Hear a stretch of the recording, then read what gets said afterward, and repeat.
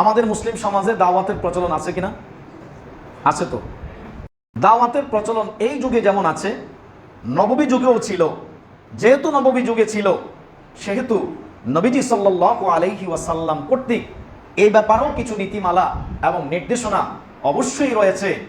নেই এমনটা বলার কোনো সুযোগ নেই, বরং সবিস্তারে আলোচনা করলে অবাকই হতে হয়। এই বিষয়গুলো, এত খুঁটিনাটি বিষয়গুলো ইসলামে রয়েছে যা কখনো ভাবতেই পারে। عن أبي هريرة رضي الله تعالى عنه قال قال رسول الله صلى الله عليه وسلم إذا دعي أحدكم فليجيب فإن كان صائما فليصلي وإن كان مفطرا فليطعم أو كما قال النبي عليه الصلاة والسلام। سيدنا أبو هريرة رضي الله تعالى عنه থেকে তিরমিজি শরীফের বর্ণনা, আল্লাহ নবী ইরশাদ করেন, উম্মতকে নির্দেশনা দিচ্ছেন, উম্মত ইদা দুআয়া আহাদুকুম ফালিউজিব, তোমাদের কাউকে যখন দাওয়াত দেওয়া হয়, তোমাদের কাউকে যখন কোনো ভাইয়ের পক্ষ থেকে আহ্বান করা হয়, ডাকা হয়, ফালিউজিব, সে যেন সে তার দাওয়াত গ্রহণ করে, তার ডাকে সাড়া দেয়। নবী বলেন, ডাকে সাড়া দাও, দাওয়াতটা কবুল করে নাও। তবে দাওয়াত কবুল করে নাও মানে যে সেখানে তোমাকে খাওয়া দাওয়া করতে হবে এমনটা জরুরি না। এমনও হতে পারে তুমি রোজাদার আছো, আগে থেকে তুমি রোজা রেখেছো, কিন্তু তোমার ভাই তোমাকে দাওয়াত দিয়েছে, দাওয়াত প্রত্যাখ্যান করো না, দাওয়াত গ্রহণ করো।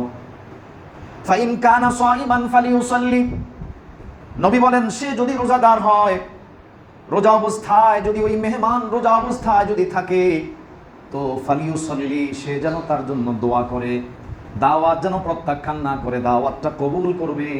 যেহেতু সে ওখানে কোনো খাদ্য খাবার গ্রহণ করতে পারছে না রোজার কারণে, তো সে ওই ভাইয়ের জন্য, দাওয়াত দাতা মেজবানের জন্য সে দোয়া করবে।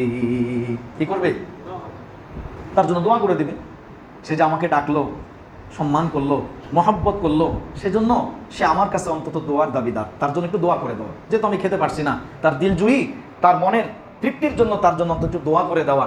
খুশি হবে যে আমি ডাকলাম আমার ভাইকে, সে আমার ডাকে সাড়া দিয়ে এসেছে, খেতে পারে নাই কিন্তু আমার জন্য দোয়া করেছে, খুশি হবে সে। ওয়াইন কানা মুফতিরান ফালিয়াতাম, হ্যাঁ যদি সে রোজা অবস্থায় না হয় আর দাওয়াতটা যদি খাওয়ার দাওয়াত হয়, নবী বলেন ফালিয়াতাম, সে যেন সেখানে খাদ্য খাবার গ্রহণ করে। হ্যাঁ, ক্ষেত্র বিশেষ, রোজা যদি নফল রোজা হয়, তাহলে সেই ক্ষেত্রে অবস্থা ভেদে মেজবানের সন্তুষ্টির লক্ষ্যে নফল রোজার ভাঙার অনুমতিও আছে, সুযোগ আছে, তবে সেটা পরে কাজা করে নিতে হবে।